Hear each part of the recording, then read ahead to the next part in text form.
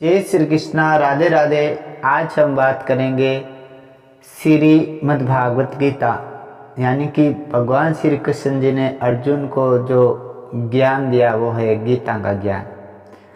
इसमें जो अध्याय 3 जो श्लोक 34वां है, इसमें बताया कि सफलता का राज क्या है। व्यक्ति असफल क्यों हो जाता है, एक छोटी सी बात है और इस कारण से वो अपना कल्याण भी नहीं कर सकता, यानी कि सुखी नहीं हो सकता, अशांत रहता है, बुद्धि स्थिर नहीं रहती है।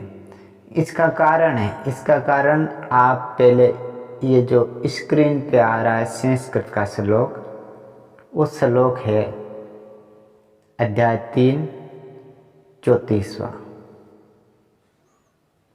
इसका हिंदी अनुवाद है, इंद्री के अर्थ में अर्थात प्रत्येक इंद्री के विषय में राग और द्वेष छिपे हुए स्थित है।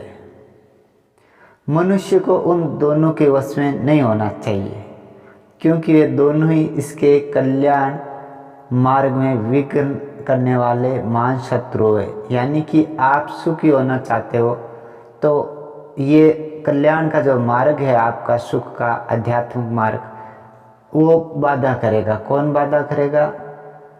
ये इंद्री के जो विषय है, इसमें दोनों साथ चलते हैं, राग भी और द्वेष।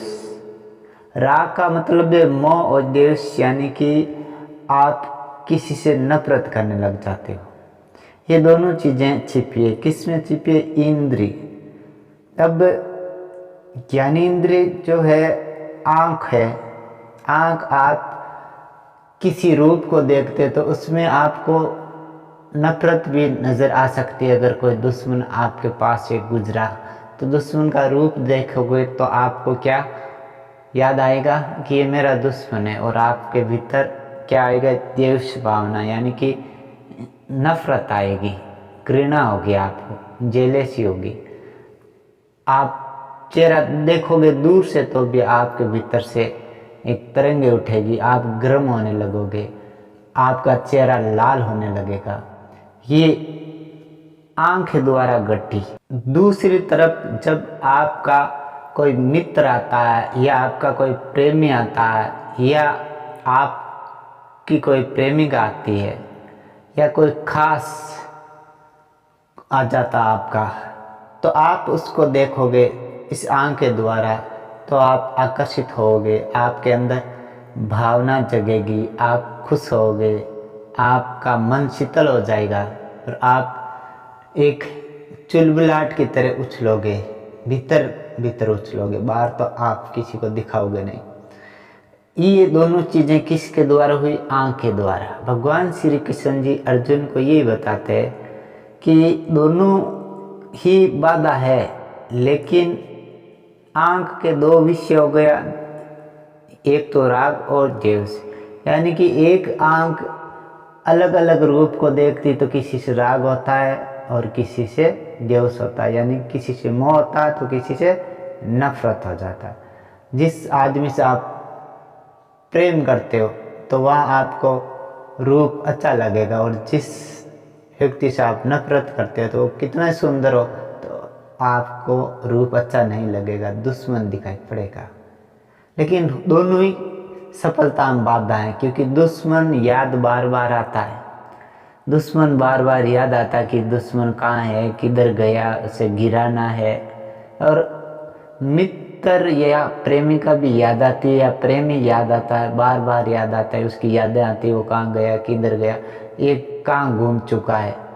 तो दुश्मन भी याद आता है, वो भी बाधा करता है, और प्रेमी प्रेमिका भी याद आती है।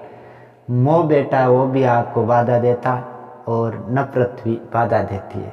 इसलिए भगवान श्री कृष्ण जी ने कहा कि अगर कान से आप किसी का शब्द सुनते तो बड़े खुश होते हो, और किसी का सुनकर के आपको द्वेष होता, नफरत होती कि अच्छा नहीं है, चाहे वो कितना अच्छा बोले लेकिन वो आपका दुश्मन है तो आप नहीं सुनते। और किसी का सुनते हो क्योंकि उससे आपका मोह है, राग है। ऐसे ही नाक के द्वारा कुछ आपको सुगंध आती है तो आपको पसंद है, और कुछ दुर्गंध आपको पसंद नहीं है। लेकिन दोनों ही बांधती है, दोनों आपको खींचती है, दुख देती है, अशांत करती है।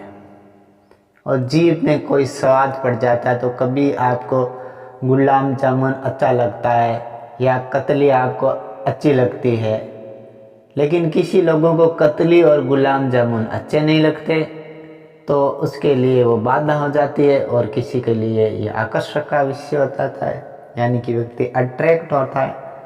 तो किसी चीज़ गर्म लगती है तो छू नहीं सकते, किसी ठंड या अच्छी चीज़ लगती है तो छू लेता है।